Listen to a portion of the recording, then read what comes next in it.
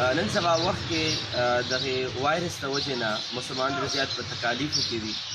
او حدیث پاک کې راځي الصدقه ترد البلا، صدقات زکات دا د رب العالمین د طرف نه یا د بندگان طرف نه چې کوم بلاګانې مصیبتونه وي هغه صدقات راوګرځي او تمام مصیبتونه تمام تکالیف چې دا ختم کړي. زه گزارش کوم هغه مخیر حضراتو ته چې کوم حضرات وزداره وي او مالداره وي نو هغې غرباو سره ضرور مدد وکړئ. کوم غربا په سړکونو باندې ګرځي، کوم غرباو په کورونو کې څو ورځې وشوې چې سړی او روټیګانې خوري او د نور خلکو راجمع شوي سالنونه خوري، نو برای کرم زه گزارش کوم چې کومو کسانو باندې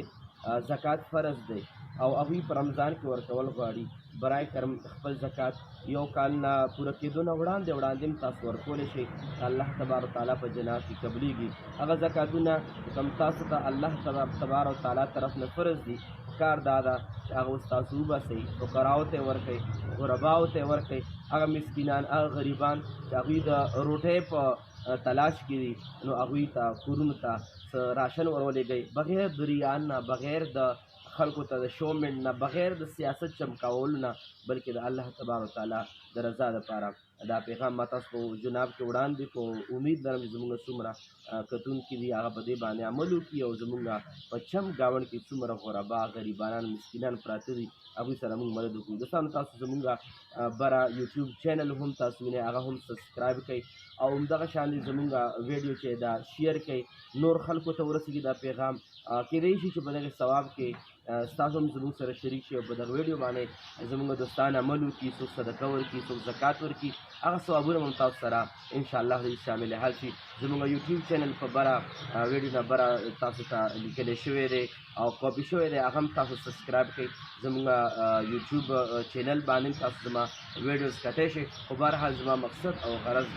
د غریب عوام سره یو همدردۍ په بنیاد باندې او زه په ژوند کې اول ځل نن لایف راغلم او ما اول ځل زه تاسو سره لایف خبرې کوم او زما د دغه لایف راتللو غټه وجه دا ده چې موږ خپلو غرباو یتیمانانو مسکینانو سره مدد وکړو، که هغه د صدقې په صورت کې وي، که د زکات په صورت کې وي، که هغه هر یو انسان د